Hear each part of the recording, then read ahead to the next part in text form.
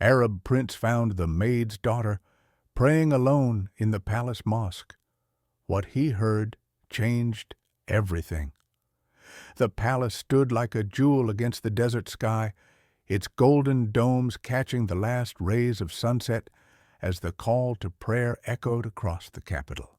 Inside its marble halls, Prince Khalid al-Rashid walked alone, his footsteps muffled by Persian carpets that had witnessed 3 generations of his family's rule. At 32, he was the kingdom's most eligible bachelor, a man whose photograph graced international magazines and whose business acumen had modernized an entire nation.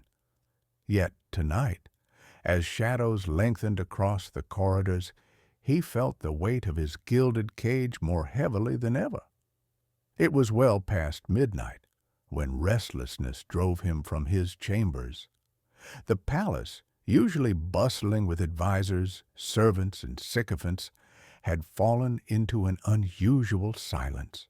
Khalid preferred these quiet hours when he could shed the mask of princehood and simply be a man wrestling with questions that no amount of wealth or power could answer.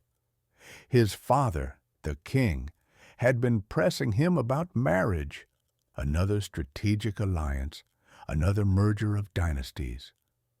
The very thought made his chest tighten. As he wandered past the east wing, where the servants' quarters lay hidden behind ornate screens, a sound stopped him in his tracks. It was faint at first, a soft sobbing that seemed to emanate from the royal mosque, a small but exquisitely decorated prayer room reserved for the family's private worship. Khalid frowned. No one should be there at this hour. Security protocols strictly limited access after evening prayers. He approached the carved cedar door slowly, each step deliberate. The brass handle was cool under his palm as he eased the door open just enough to peer inside. What he saw made him freeze. Under the soft glow of hanging lanterns, a young girl knelt on a prayer rug, her small frame shaking with sobs. She wore a simple cotton dress, the kind the servants' children wore, and her dark hair was covered with a plain white scarf. Her hands were clasped so tightly that her knuckles had turned white, and her face, what he could see of it, was streaked with tears that caught the lamplight. "Ya Allah," she whispered, her voice breaking with raw emotion, "please, I'm begging you. My mother is all I have in this world. She's worked so hard, given me everything she could. Now she's so sick, and the doctors say she needs treatment we can't afford. Please don't take her from me. I'm only 15. I don't know how to be alone in this world." Prince Khalid stood transfixed behind one of the marble pillars, his breath shallow. He recognized her now, Layla, the daughter of Fatima, one of the palace's longest-serving maids. He had seen the girl in passing, always with a book tucked under her arm, always helping her mother despite her youth. But he had never truly seen her until this moment. "I promise you, Allah," Layla continued, her words tumbling out between sobs, "if you save her, I'll work twice as hard. I'll finish my studies. I'll make something of myself. I'll help others the way I wish someone could help us now. Just please, please don't let her die. She's the only parent I've ever known. My father left when I was a baby. She's been both parents to me. If she goes, I'll have nothing." The girl's prayer was so raw, so honest, that it pierced through the carefully constructed walls around Khalid's heart. Here was someone with nothing, asking for nothing for herself, only for the chance to keep her mother alive. No manipulation, no political calculation, just pure, desperate love. Khalid remained hidden, watching as Layla prostrated herself, her small body trembling with the force of her crying. He felt something crack inside his chest, a fissure in the armor he'd built over years of cynical royal politics, where every smile had a motive and every kindness carried a price tag. After what felt like an eternity, Layla composed herself enough to complete her prayers. She wiped her eyes with the edge of her scarf, took a shaky breath, and rose unsteadily to her feet. As she carefully folded the prayer rug and returned it to its place, Khalid quietly slipped away, his mind already racing with plans. By the time Layla left the mosque, her eyes red but her spirit slightly calmer, the prince had vanished into the darkness of the palace corridors like a ghost. The next morning arrived with a golden blaze typical of desert dawns. Prince Khalid sat in his private office, having summoned his most trusted aide, Rashid, a man who had served his family for 30 years and knew how to execute orders with absolute discretion. "Rashid," Khalid said, his voice carrying the tone of command that came naturally to him, "I need you to arrange something. There's a maid here, Fatima. Her daughter is Layla. The mother is ill. I want her admitted to the Royal Medical Center immediately, all expenses covered. But here's the critical part. It must be done through the hospital's charity fund. No connection to me or the royal family can be traceable. Not a whisper, not a hint." Rashid, accustomed to unusual requests, merely nodded. "And the girl, Your Highness?" Khalid leaned back in his leather chair, fingers steepled. "Set up a scholarship fund. Call it the Desert Rose Foundation, or something similarly anonymous. I want Layla enrolled in the finest school in the kingdom. University preparation, language courses, everything she needs. Again, completely anonymous. She must never know the source." "It will be done," Rashid promised. "May I ask why the secrecy?" For a long moment, Khalid stared out the window at the manicured palace gardens where peacocks strutted among fountains. "Because true kindness," he finally said, "should ask for nothing in return. Not gratitude, not recognition, not loyalty. If she knows it came from me, it becomes a debt. I don't want her gratitude. I want her to have a chance at the life her mother dreamed for her." Within days, the wheels were in motion. Fatima was transported to the hospital, where the kingdom's best doctors discovered she had a treatable form of lymphoma. Serious, but caught in time. The treatment would be aggressive, but the prognosis was hopeful. When the hospital administrator informed a bewildered Layla that an anonymous benefactor had covered all costs, the girl broke down crying in the sterile hallway, unable to comprehend such mercy. The scholarship letter arrived a week later, delivered by a courier to the servants' quarters. Layla read it 3 times, certain it must be a mistake, but it was real. A full scholarship to the prestigious Al-Noor Academy, the school where diplomats and ministers' children studied. Her mother, weak but recovering, wept with joy, holding her daughter close. "Someone is watching over us," Fatima whispered. "Allah has sent us an angel." Layla attended her first day at Al-Noor Academy with a mixture of terror and determination. She was the scholarship girl, the maid's daughter among the elite, and she felt every stare, every whispered question. But she remembered her prayer, her promise to Allah, and she refused to falter. The other students were not kind at first. Yasmin, the daughter of the finance minister, took particular pleasure in reminding Layla of her place. "Your mother cleans toilets at the palace, doesn't she?" Yasmin would say with a sweet smile laced with venom. How quaint that they let scholarship cases mix with proper society now. Layla learned to hold her head high, to let the insults slide off her like water off marble. She poured herself into her studies with singular focus, often staying in the library until the security guards gently ushered her out. Mathematics, literature, history, law, she devoured every subject with hunger, but it was in her law classes that she truly found her calling. Her teacher, Professor Khalil, was an elderly man who had once been the kingdom's chief justice. He recognized something in Layla's fierce questioning, her refusal to accept injustice, even in theoretical case studies. "You have the mind of a lawyer," he told her after class one day. "But more importantly, you have the heart of one. Don't ever lose that."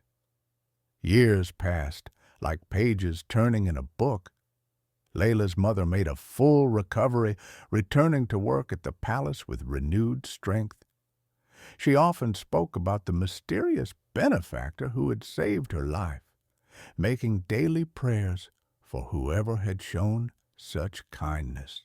Layla graduated top of her class at Al-Nur, then earned a full scholarship, a legitimate one this time, based purely on merit, to study law at the kingdom's premier university. Meanwhile, Prince Khalid watched from a distance. He never approached Layla, never revealed his role in her transformation, but he followed her progress through carefully obtained reports from Rashid. Each achievement, every academic award, every debate victory, every step forward, filled him with a quiet pride he had never felt for his own accomplishments. His own life, however, grew more complicated. After his father's death, Khalid's older brother, Crown Prince Faisal, ascended to the throne. The brothers had once been close, but power changed Faisal. He surrounded himself with ambitious advisors, men who saw the kingdom's wealth as their personal treasure chest. Khalid, who held the position of Deputy Crown Prince and Minister of Economic Development, found himself increasingly isolated as he pushed for transparency and reform. At 28, Layla graduated law school with highest honors and joined the kingdom's most prestigious law firm. She quickly made a name for herself, taking on cases others deemed unwinnable, often representing clients who couldn't afford the firm's usual fees. Her colleagues called her the Desert Rose, beautiful but protected by thorns, impossible to break. She never forgot her origins. Despite her success, she lived modestly, sending money home to her mother, who had finally retired from palace service. And she never stopped wondering about the anonymous benefactor who had changed everything. She had tried to investigate, to track down the source of the scholarship, but every trail went cold. It was as if a ghost had intervened in her life. On the 10th anniversary of her mother's recovery, Layla visited the palace mosque again, now as a respected lawyer, not a frightened child. She knelt on the same prayer rug, in the same spot where she had once begged for mercy, and whispered a prayer of gratitude to Allah and to whoever He had sent to answer her desperate pleas. Unknown to her, in his chambers across the palace, Prince Khalid felt a strange pull that evening. He found himself walking to the mosque, drawn by a force he couldn't name. When he arrived, he stood outside, sensing rather than seeing that someone was inside. He didn't enter. Some moments, he had learned, were meant to remain sacred and solitary. But fate, it seemed, was preparing to bring their paths together in ways neither could anticipate. The storm began quietly, as most disasters do. Prince Khalid had been investigating irregularities in the kingdom's largest infrastructure project, a multi-billion-dollar development that would reshape the capital. What he found horrified him. Falsified documents, kickbacks, money disappearing into offshore accounts, and the trail led uncomfortably close to his own brother's inner circle. When Khalid presented his findings to King Faisal, expecting support, he instead found fury. "You're making wild accusations," Faisal snapped, his face flushed. "These are respected businessmen, loyal supporters of the crown. Your paranoia is embarrassing the family." "Brother, the evidence is clear," Khalid insisted. "If we don't address this—" "Enough!" Faisal's voice echoed through the throne room. "I think your ambition is clouding your judgment, Khalid. Perhaps you've forgotten your place." Within days, the situation deteriorated catastrophically. Anonymous leaks appeared in the media, fabricated documents suggesting that Khalid himself was behind the corruption, that his investigation was merely a smokescreen for his own crimes. Photos were doctored, bank accounts manufactured, testimonies falsified with disturbing sophistication.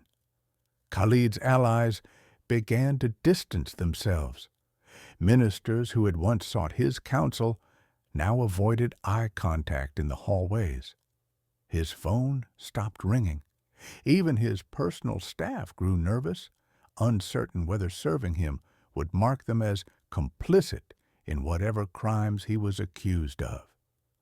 The breaking point came when the Attorney General, a man Khalid had considered a friend, issued a formal statement.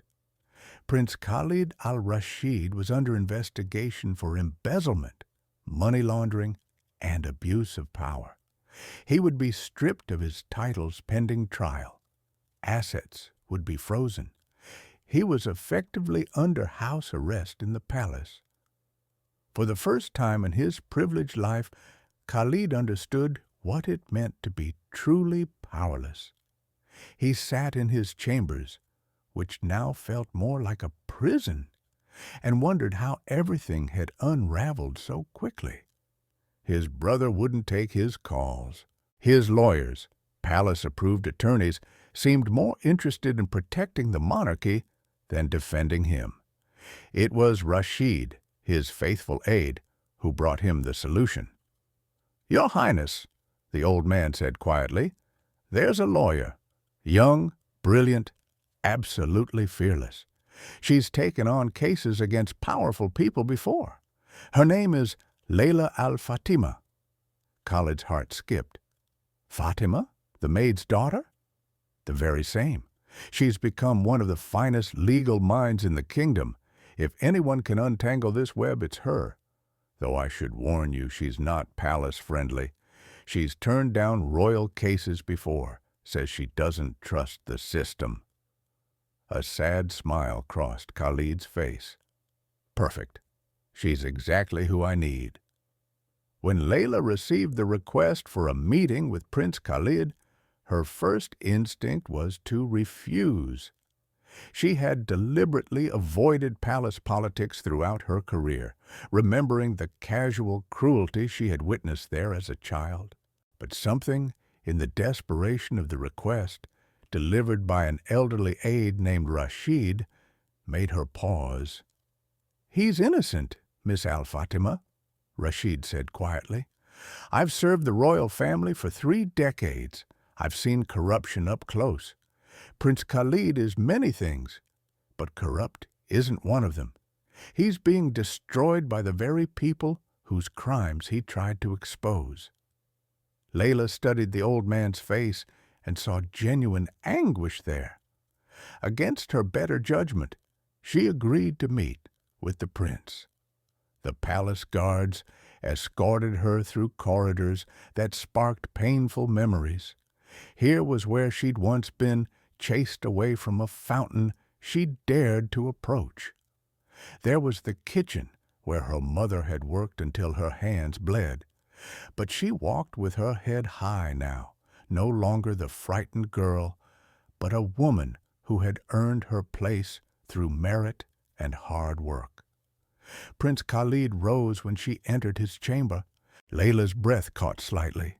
She remembered him from occasional sightings during her childhood, always distant, always surrounded by advisors.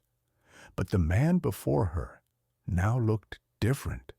Older, yes, but also somehow humbled. The arrogance she associated with royalty was absent from his bearing. "Miss Al-Fatima," he said, his voice carrying unexpected warmth. "Thank you for coming. I know you have no reason to trust me or this place." "I don't," Layla replied bluntly, setting her briefcase on a table. "But Rashid spoke highly of you, and he seems like a man who doesn't lie easily. So I'm here to listen. Convince me you're worth defending." Over the next 3 hours, Khalid laid out everything: the investigation he'd conducted, the evidence he'd gathered, the sudden betrayal. Layla listened with the focused intensity of a surgeon examining a patient, occasionally interrupting with sharp questions that cut straight to the heart of issues. What struck her wasn't just the facts of the case, but the way Khalid spoke about it. He wasn't primarily concerned with clearing his name or regaining his titles. He was angry about the injustice, the corruption being allowed to flourish while he was silenced. It was the anger of someone who actually cared about right and wrong, not just personal power. "Why should I believe you didn't fabricate all of this?" Layla finally asked. "Maybe you're exactly what they say, a corrupt prince trying to deflect blame." Khalid met her eyes steadily. "You shouldn't believe me, not based on my word alone. But look at my record. Everything I've pushed for as economic minister has been about transparency, accountability, and reducing the royal family's direct control over the economy. I've made enemies precisely because I won't play the game. That's why they're coming after me now." Layla was silent for a long moment. Then she stood, gathering her briefcase. "I'll need complete access to all documents, communications, bank records, everything. If I find even a hint that you're lying to me, I'll walk away, and you'll face this alone. But if you're telling the truth—" She paused, something fierce flickering in her eyes. "If you're telling the truth, I'll burn down every lie they've built against you. Do we have an understanding?" "We do," Khalid said softly. As Layla turned to leave, something made her pause at the doorway. "Your Highness, may I ask you something personal?" "Of course." "Do you ever visit the palace mosque? Late at night, I mean." The question caught Khalid off guard. His expression flickered, just for a moment, with something like recognition. "I used to," he said carefully. "A long time ago. Why do you ask?" Layla studied his face, as if trying to read something hidden there. "No reason, just curious." And then she was gone, leaving Khalid alone with his racing thoughts. The battle that followed was unlike anything the kingdom had seen in modern times. Layla threw herself into the case with the same desperate intensity she had once poured into her prayers. She worked 18-hour days, tracking money trails through dozens of shell companies, interviewing witnesses who were terrified to speak, and slowly, methodically, building a counter-narrative that was as solid as marble. She discovered that the conspiracy went deeper than even Khalid had suspected. The corruption wasn't just about one construction project.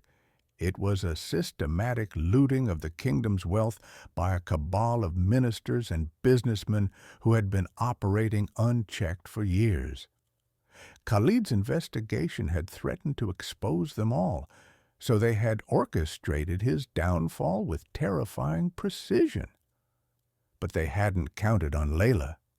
She found the digital forensics expert who could prove the documents had been altered. She located the whistleblower, a junior accountant, who had been threatened into silence but was willing to testify if protected.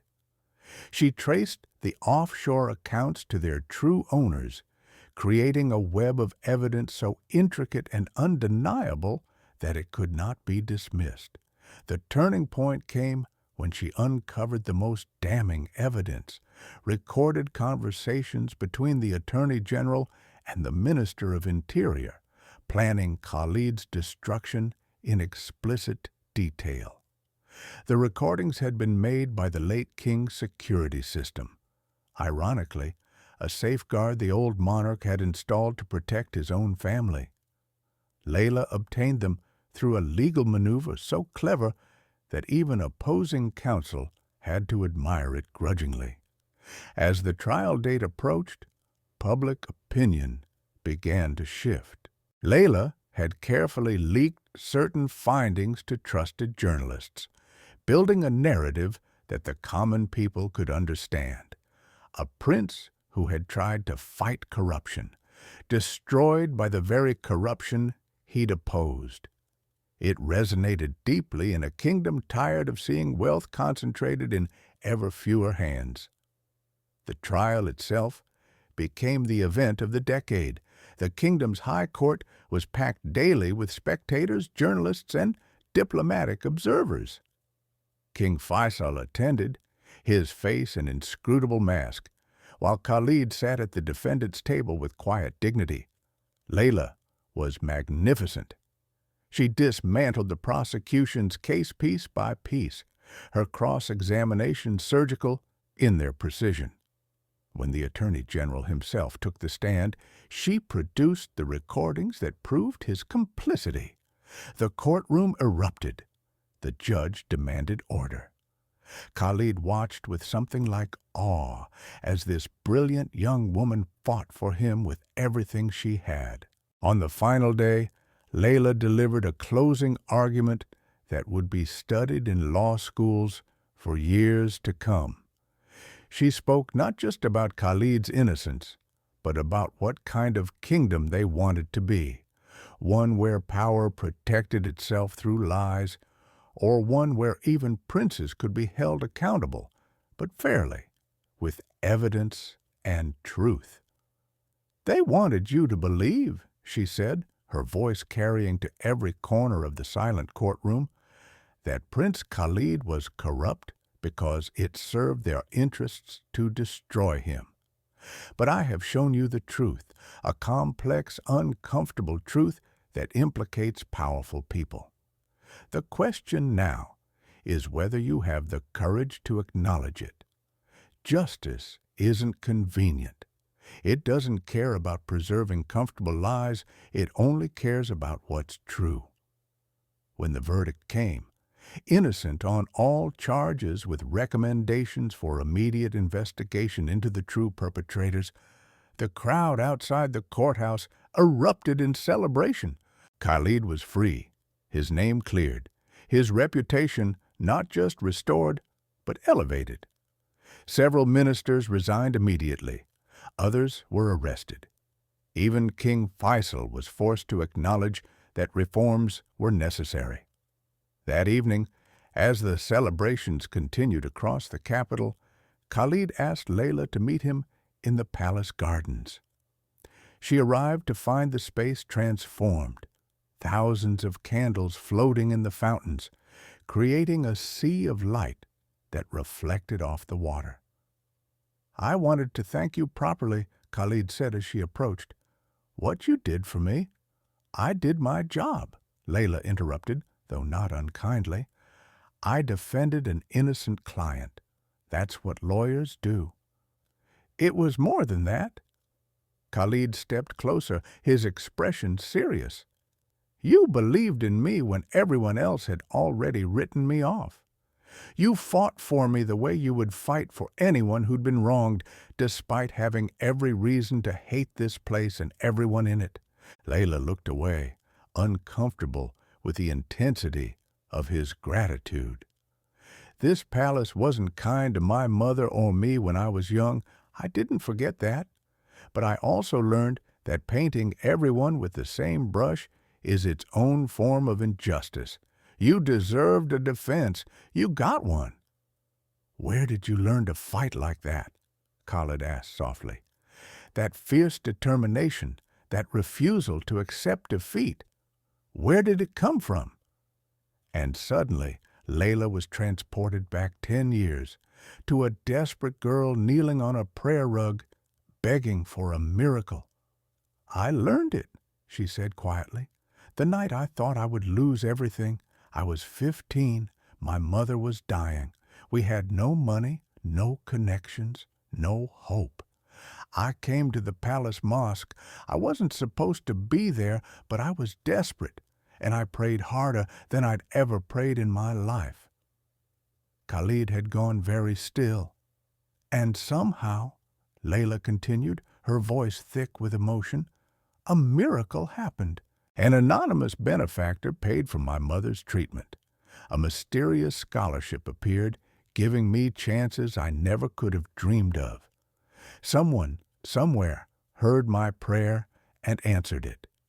I've spent 10 years trying to figure out who, trying to find them so I could say thank you. But every trail went cold.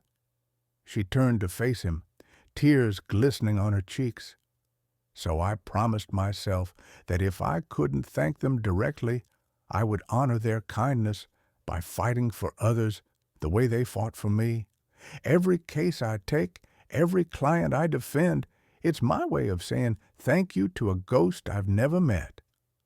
Khalid's own eyes were wet now. Layla, he said, his voice barely above a whisper, you remind me so much of a girl I once saw, late at night, praying alone in the palace mosque. She was crying, begging Allah to save her mother. Her words were so pure, so sincere, that they changed something fundamental in me. Layla's breath caught as understanding began to dawn. I was walking past that night 10 years ago. Khalid continued, I heard you praying, I saw your pain, and I realized that with all my privilege, all my wealth, I had never wanted anything as purely as you wanted to save your mother. So I made some calls, arranged some things. But I did it anonymously because your gratitude wasn't what I wanted. I just wanted you to have the chance your mother dreamed for you. It was you, Layla whispered, her hand covering her mouth. All this time, it was you? I never expected anything in return, Khalid said quickly. Not loyalty, not gratitude, certainly not this. But life has a way of bringing things full circle. The girl whose prayer I heard 10 years ago grew up to save my life when I needed it most. You owed me nothing, Layla. Yet you gave me everything. Layla couldn't speak. Tears were streaming down her face as 10 years of mystery suddenly resolved into clarity. The anonymous benefactor she had searched for, prayed for, built her entire career as a tribute to, it had been him all along. The prince she had just defended with every ounce of her skill and passion. I don't know what to say, she finally managed. You don't have to say anything, Khalid replied gently. But I need you to understand something. When I helped you, I was a spoiled prince who thought he understood suffering because he'd read about it in reports. You taught me what it really means, not through words, but through the fierce purity of a daughter's love for her mother. That night changed the trajectory of my life. It's why I started pushing for reforms, why I fought the corruption even when it was easier to look away, because I had heard someone pray with complete honesty, and I wanted to build a kingdom worthy of that prayer. The call to evening prayer echoed across the garden, the muezzin's voice carrying over the fountains and flowers. Both of them fell silent, listening to the familiar verses that had marked every day of their lives. When the call ended, Layla spoke quietly. "I need you to know something too. When I took your case, I did it because I believed in justice. But as I fought for you, as I uncovered what you'd been trying to do, fight corruption, bring transparency, help ordinary people, I realized that you'd spent 10 years trying to pay forward the same kindness you'd shown me. You could have stayed silent, kept your privilege intact, but you didn't. You risked everything for what was right." She stepped closer, looking up at him with eyes that had seen both despair and triumph. "So maybe we're even now. You gave me a chance at life when I had none. I gave you back your freedom when everyone else had abandoned you. And maybe that's what we're supposed to do. Lift each other up, save each other, pass kindness forward until it comes full circle." Khalid reached out, gently wiping a tear from her cheek. "I think," he said softly, "that you're right. But I also think our story isn't finished yet." "What do you mean?" He smiled, and for the first time since his ordeal began, it reached his eyes. "I mean that the kingdom needs reform, real reform, and I need someone fierce, uncompromising, and absolutely brilliant to help me do it. Someone who understands what it's like to have nothing, what it's like to fight for every opportunity. Someone who can't be bought or intimidated." Layla understood what he was offering. Not just a position, but a partnership in reshaping their nation. It was terrifying and exhilarating in equal measure. "I'm just a lawyer," she said. "No," Khalid replied. "You're the woman who prayed for a miracle and then became one for others. You're exactly who the kingdom needs, who I need." As they stood in that garden surrounded by candlelight and the scent of jasmine, both understood that their lives had been invisibly intertwined for a decade, bound together by a prayer whispered in darkness, by an act of kindness given freely, by a defense mounted fearlessly. Two people from utterly different worlds, brought together by faith, fate, and the fundamental human capacity for compassion. In the weeks that followed, Khalid began the difficult work of reforming the kingdom's institutions, with Layla at his side as his chief legal advisor. They faced resistance, threats, and countless obstacles. But they also found unexpected allies, ordinary citizens who had been waiting for leaders who actually cared about justice, young reformers who had been too afraid to speak up, even some members of the royal family who were tired of the corruption that had poisoned the kingdom. Layla's mother, Fatima, wept when she learned the truth about their mysterious benefactor. She visited the palace, not as a servant this time, but as an honored guest, and blessed Prince Khalid with prayers and grateful tears. "You gave me my life," she told him, "and you gave my daughter hers. May Allah always watch over you."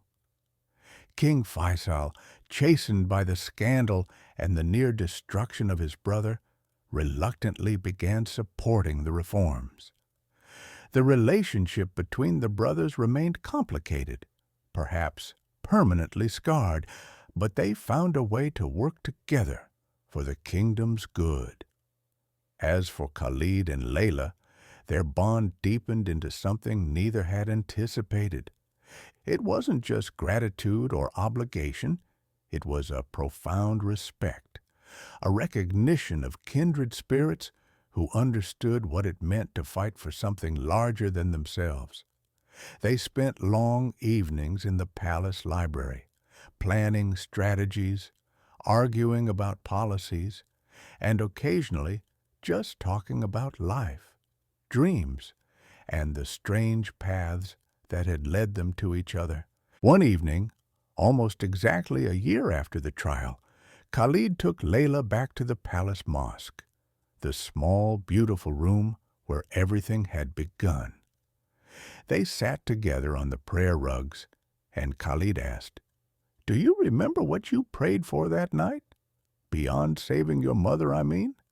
Layla thought back, trying to recall through the haze of tears and fear. I said I would work hard, that I would study, that I would help others, that I'd do anything if Allah would just let my mother live." "And have you kept that promise?" She smiled softly. "Every single day. Sometimes I wonder if that night made me who I am, if I'd be the same person if things had been easier." "I think," Khalid said thoughtfully, "that you would have been extraordinary no matter what. The circumstances just revealed what was already there, your strength, your brilliance, your absolute inability to accept injustice. Those were always part of you." "Maybe, but you helped me survive long enough to discover them. That matters." They sat in comfortable silence as evening light filtered through the mosque's stained glass windows, painting patterns of colored light across the floors. Finally, Khalid spoke again, his voice carrying a vulnerability she rarely heard from him. "That night, when I heard you praying, I was at a crossroads in my own life. I was suffocating under expectations, drowning in meaningless luxury, wondering if my life would ever have real purpose. And then I heard you, this fierce young girl who had nothing but hope, fighting with everything she had for someone she loved. It woke something up in me, Layla. It reminded me that life could have meaning if I gave it meaning, that privilege could be a tool for good if I chose to use it that way." He turned to face her, his expression intense. "So when I say you changed my life, I don't just mean that you defended me in court. I mean you changed the entire trajectory of who I was becoming. That prayer saved me too. Maybe not my life, but definitely my soul."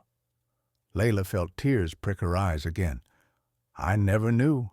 All these years I thought I was alone in that moment, but you were there, witnessing it, and it mattered to you. It mattered more than you could possibly know." As the call to evening prayer began outside, they prayed together, no longer a desperate girl and a hidden prince, but two people who had saved each other in ways they were only beginning to understand. Their prayers that evening were prayers of gratitude for the mysterious ways that fate and faith can intertwine, for the power of kindness to echo across years, and for second chances that come when you least expect them. The kingdom continued to change, slowly but surely. Corruption was rooted out. Transparency increased. New policies gave opportunities to people from all backgrounds, not just the elite. Layla established a foundation, openly this time, not anonymously, that provided scholarships to brilliant students from poor families, ensuring that other girls like her could have chances to rise. And through it all, the story spread, whispered in marketplaces, shared in coffee houses, told to children at bedtime. The tale of a prince who heard a prayer and answered it without seeking recognition, and of a girl whose gratitude transformed into fierce dedication to justice. It became a story about what their kingdom could be, a place where kindness mattered, where merit was recognized, where the powerful used their power to lift others up rather than keep them down. Years later, when journalists would ask Layla about the pivotal moment in her life, she would smile and say, "The night I learned that prayers are answered not always in the ways we expect, but always in the ways we need, and that sometimes our salvation comes not from above, but from the person standing beside us who chooses to care. And when they asked Prince Khalid about his transformation from playboy royal to respected reformer, he would reply, "The night I heard someone pray with absolute honesty and realized that all my wealth and power meant nothing if I didn't use them to answer prayers like that." We're not put on this earth just to accumulate privilege. We're here to be the answer to someone else's desperate prayer. Their story became legend, but to them it remained something simpler and more profound. A reminder that in our darkest moments we can be light for each other, that kindness given freely comes back in unexpected ways, and that sometimes the most powerful force in the world is not wealth or power, but the simple human decision to care about someone else's suffering and do something about it. The Palace Mosque, that small prayer room where everything began, became a pilgrimage site of sorts, not officially, but in the hearts of people who came there to pray for their own miracles.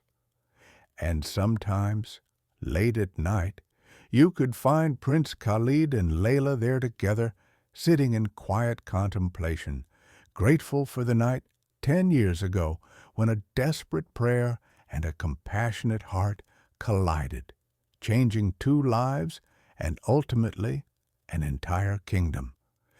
Their prayer that evening, all those years ago, had been answered in ways neither could have imagined, not just with healing and opportunity, but with purpose, connection, and a love forged not from romance, but from mutual recognition of each other's deepest values.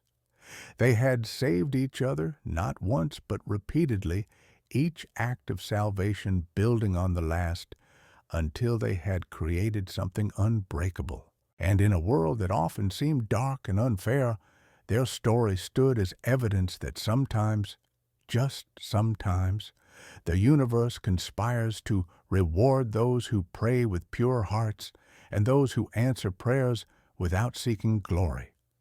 That kindness creates ripples that eventually become waves, that gratitude can transform into action, and that the bridges we build for others may one day be the very bridges we need to cross ourselves. In the end, perhaps that was the real miracle, not just that a girl's mother was saved or a prince was defended, but that 2 souls found each other across an impossible divide, bound forever by the understanding that we are all, in our own ways, both the prayer and the answer, the one who needs saving and the one who saves, and that the greatest gift we can give each other is the chance to be both.